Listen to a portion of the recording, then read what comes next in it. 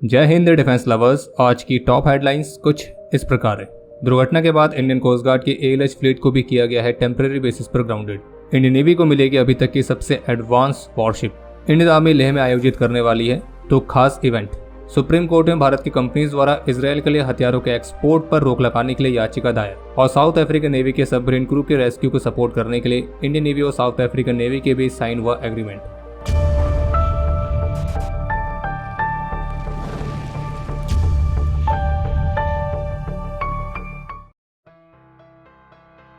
तो जैसे कि पहले के अपडेट में हमने आपको बताया था कि 2 सितंबर को इंडियन कोस्ट गार्ड का एक एएलएच हेलीकॉप्टर जो कि एक मेडिकल इवैक्यूएशन मिशन में था, तो उस दौरान किसी समस्या के कारण इस हेलीकॉप्टर को इमरजेंसी हार्ड लैंडिंग करनी पड़ी थी और जिस वजह से ये जो हेलीकॉप्टर था वो समुद्र में जाकर गिरा था। इस हेलीकॉप्टर में टोटल 4 क्रू मेंबर सवार थे, जिनमें से एक क्रू मेंबर को पहले ही सेफली रिकवर कर लिया गया था और जबकि बाकी के 3 क्रू मेंबर्स की तलाश जारी थी। लेकिन इसी मामले पर दुखद अपडेट ये सामने आया है कि 3 क्रू मेंबर्स जो कि मिसिंग थे उनमें से 2 की बॉडीज को रिकवर कर लिया गया है, जिनमें से एक हैं कमांडेंट विपिन बाबू और दूसरे हैं करण सिंह, और जबकि कमांडेंट राकेश कुमार राणा की तलाश अभी भी जारी है।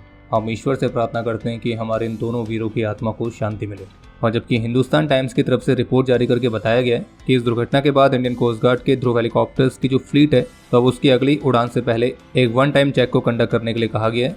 यानी कहने का मतलब ये कि कोस्ट गार्ड के इन एएलएच ध्रुव हेलीकॉप्टर्स के ऑपरेशंस को कंडक्ट करने से पहले सेफ्टी इंस्पेक्शंस कंडक्ट करने और इस जांच में सेफ्टी के कई अलग अलग पहलुओं को देखा जाएगा। और आपको ध्यान होगा कि पिछले साल आर्मी और नेवी की एएलएच फ्लीट के साथ भी कुछ दुर्घटनाएं हुई थी, फिर जिसके बाद इन हेलीकॉप्टर्स को कुछ समय के लिए ग्राउंडेड किया गया था और जिसके बाद एचएएल ने इन हेलीकॉप्टर्स में कुछ सेफ्टी अपग्रेड किए थे और जिसमें इन हेलीकॉप्टर्स में अपग्रेडेड कंट्रोल सिस्टम भी इंस्टॉल किया गया था। और हेलीकॉप्टर की कंट्रोल रॉड में भी पिछले साल कुछ इश्यूज पाए गए थे, फिर जिसके बाद इन रॉड्स को रिप्लेस भी किया गया था। बाकी हिंदुस्तान टाइम्स की रिपोर्ट के मुताबिक इंडियन कोस्ट गार्ड के एएलएच की जो फ्लीट है तो उसे भी टेम्परेरी बेसिस पर ग्राउंडेड किया गया है और इन हेलीकॉप्टर्स की अगली उड़ान से पहले एएलएच फ्लीट की एक 1 टाइम सेफ्टी इंस्पेक्शन कंडक्ट किया जाएगा। और आपको बता दें कि जो हेलीकॉप्टर क्रैश हुआ है वो लेटेस्ट वेरिएंट है, यानी कि एएलएच मार्क 3 वाला। आज 4 सितंबर से लखनऊ में जॉइंट कमांडर्स कॉन्फ्रेंस की शुरुआत की गई है, जिसकी थीम है सशक्त और सुरक्षित भारत। ये जो कॉन्फ्रेंस है ये कल 5 सितंबर तक जारी रहेगी और इस दौरान भारतीय रक्षा मंत्री श्री राजनाथ सिंह भारत की डिफेंस प्रिपेयर्डनेस की समीक्षा करेंगे। और जबकि इस कॉन्फ्रेंस के दौरान इंडियन आर्म फोर्सेस की तीनों सर्विसेज के प्रमुख और अन्य सीनियर कमांडर्स को थिएटर कमांड्स वाली योजनाओं के तहत भारत के मिलिट्री स्ट्रक्चर में जो महत्वपूर्ण बदलाव होने वाले हैं उनके बारे में भी ब्रीफ किया जाएगा।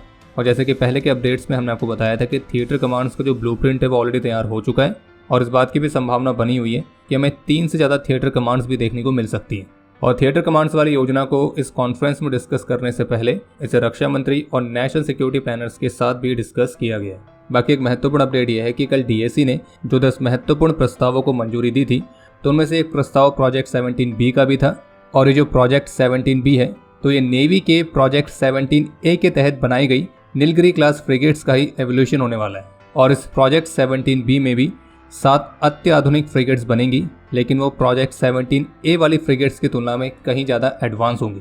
और इस प्रोजेक्ट 17B की लागत होगी लगभग 70,000 करोड़ रुपीस। और ये फ्रिगेट्स इतनी एडवांस होंगी कि आप कह सकते हैं कि ये भारत में बनने वाली अभी तक की सबसे एडवांस वॉरशिप्स होंगी, जो इक्विप्ड होंगी स्वदेशी फायर कंट्रोल सिस्टम्स, ब्रह्मोस जैसे missiles, advance anti submarine warfare weapons, कुछ सोफिस्टिकेटेड इलेक्ट्रॉनिक वॉरफेयर सिस्टम्स और ऐसी अन्य एडवांस स्ट्राइक कैपेबिलिटीज के साथ। इनका डिस्प्लेसमेंट होगा लगभग 8000 टन्स। और फिलहाल इस टेंडर के लिए अभी जो टॉप के कंटेंडर्स दिखाई दे रहे हैं तो उसमें एक नाम है MDL का, दूसरा नाम है GRSE का, और ये दोनों कंपनियां प्रोजेक्ट 17A में भी शामिल हैं। और हाँ, कल DAC ने 31 MQ-9B ड्रोन्स और 26 रफाल M फाइटर्स के एक्विजिशन वाले प्रस्ताव को भी मंजूरी दी है। इंडियन आर्मी लेह के पास हाई एल्टीट्यूड एरियाज में 2 महत्वपूर्ण इवेंट्स को आयोजित करने वाली है, जिसमें से पहला इवेंट होगा 17 और 18 सितंबर को और इस इवेंट का नाम है हिम ड्रोनेथॉन 2। और इस इवेंट के माध्यम से भारत की जो ड्रोन इंडस्ट्रीज हैं तो उन्हें हाई एल्टीट्यूड एरियाज में अपने ड्रोन सॉल्यूशंस को डेमोन्स्ट्रेट करने का मौका मिलेगा। और इस इवेंट में मुख्य रूप से हाई एल्टीट्यूड एरियाज के लिए इंडियन आर्मी के लिए ड्रोन सॉल्यूशंस का पता लगाया जाएगा। और इस इवेंट की खास बात यह है कि इसे 4000 से 5000 मीटर की ऊंचाई पर स्थित एक्चुअल टेरेन में और एक्चुअल एनवायरमेंटल कंडीशंस में कंडक्ट किया जाने वाला है। और ये इवेंट सभी स्वदेशी ड्रोन मैन्युफैक्चरर्स के लिए ओपन है और वे अपने surveillance drones, loitering munitions, logistic drones, swarm drones और कुछ स्पेसिफिक कैपेबिलिटीज के साथ आने वाले ड्रोन्स जो कि कुछ अलग अलग तरह के पेलोड्स जैसे कि electronic warfare payload, synthetic aperture radar, communication intelligence and electronic intelligence, तो इस तरह के अलग अलग टाइप्स के ड्रोन्स को डेमोस्ट्रेट करने के लिए अपना पार्टिसिपेशन भेज सकते हैं। और इस इवेंट में पार्टिसिपेट करने के लिए भारत की 25 से अधिक ड्रोन मैन्युफैक्चरिंग फर्म्स ऑलरेडी अभी तक रजिस्टर कर चुकी है। और इसे पार्टिसिपेट करने वाली सभी कंपनीज एक दूसरे से इस सुपर हाई एल्टीट्यूड एरिया में अपनी अपनी कैपेबिलिटीज को साबित करने के लिए कॉम्पीट करेंगी। फिर इसके बाद दूसरा इवेंट होगा 20 और 21 सितंबर को, जिसका नाम है हिमटेक 2024। और इससे पहली बार है जब ये इवेंट लेह में आयोजित किया जा रहा है। और इस इवेंट में मुख्य रूप से नॉर्दर्न बॉर्डर्स के साथ जो आर्मी की ऑपरेशन रिक्वायरमेंट्स है उनको पूरा करने के लिए एडवांस टेक्नोलॉजी और सिस्टम्स की इनोवेशंस और डेवलपमेंट पर फोकस किया जाएगा। और इसमें कुछ ऐसे न्यू जनरेशन के इक्विपमेंट को डेमोस्ट्रेट किया जाएगा जो कि मुख्य रूप से हाई एल्टीट्यूड एरियाज के लिए विकसित किए गए हों। और ये इवेंट भी भारत की इंडस्ट्रीज को उनकी अलग अलग रेंज के इक्विपमेंट और टेक्नोलॉजीज शोकेस करने का मौका देगा। और इन टेक्नोलॉजीज में modern unmanned systems, all terrain mobility solutions, autonomous systems, advance soldier system, इस तरह की सभी टेक आती हैं। भारत सरकार के कॉमर्स मिनिस्ट्री के अंडर आने वाली एजेंसी DGFT यानी कि directorate general of foreign trade, तो इस एजेंसी की तरफ से भारत का जो डिफेंस प्रोडक्शन डिपार्टमेंट है तो उसे अब मिलिट्री यूजेस के लिए म्यूनिशंस कैटेगरी के अंडर आने वाले सभी आइटम्स के एक्सपोर्ट के लिए लाइसेंस इशू करने की अथॉरिटी मिल चुकी है। यानी कहने का तात्पर्य यह है कि मिलिट्री यूजेस के लिए जो वेपन्स, राइफल्स, मैगजीन्स, इस तरह के जितने भी आइटम्स हैं जो कि म्यूनिशंस की कैटेगरी में आते हैं, तो अगर उनको एक्सपोर्ट करना है तो इसके लिए भारतीय रक्षा मंत्रालय का जो डिपार्टमेंट ऑफ डिफेंस प्रोडक्शन है तो वो भी लाइसेंस इशू कर सकता है। इसी बीच एक अपडेट यह है कि सुप्रीम कोर्ट में एक याचिका दायर की गई है और इस याचिका में केंद्र सरकार को यह निर्देश देने की मांग की गई है कि गाजा में युद्ध लड़ रहे इजरायल को हथियार और अन्य मिलिट्री इक्विपमेंट एक्सपोर्ट करने वाली भारत की जो कंपनियां हैं उनके लाइसेंस रद्द किए जाएं और उन्हें नए लाइसेंस भी ना दें।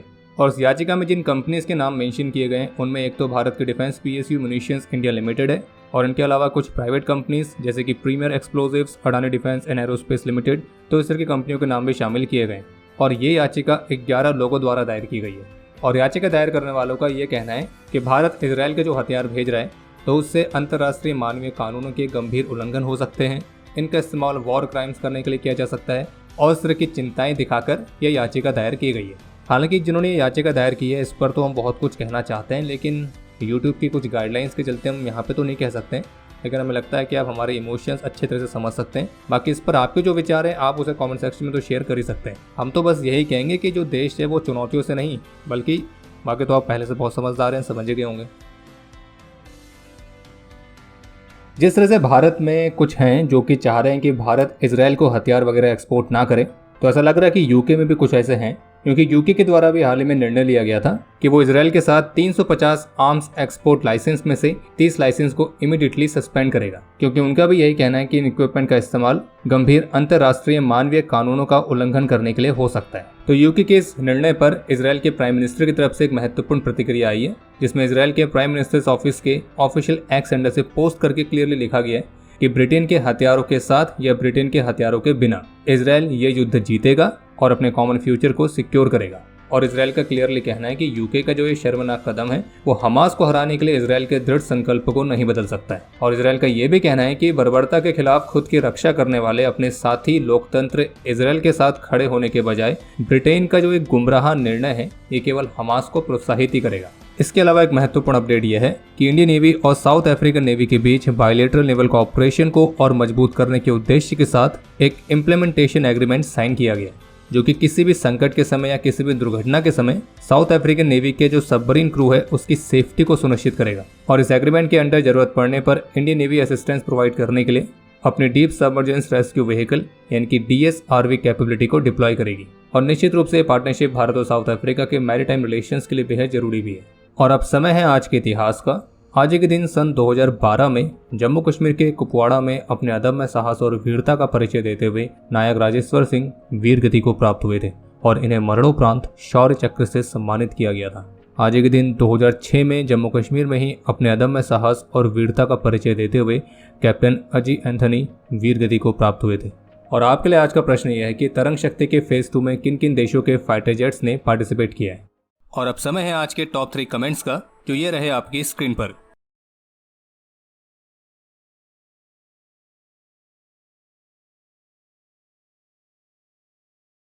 तो हमारे आज के इस एपिसोड के लिए इतना ही। उम्मीद है आपको एपिसोड पसंद आया होगा। पसंद आए तो वीडियो को लाइक जरूर करें। कोई भी सुझाव या सवाल हो तो उसके लिए कमेंट सेक्शन ओपन है। और बाकी अगर आपको मिलिट्री से संबंधित और भी एक्सक्लूसिव कंटेंट में दिलचस्पी है तो आज ही डाउनलोड करें डिफेंस स्क्वाड की सुपर ऐप। बाकी अगर आप चैनल पर पहली बार आए हैं तो सब्सक्राइब जरूर करें। हम जल्दी मिलेंगे नए एपिसोड के साथ। तब तक के लिए जय हिंद, जय भारत।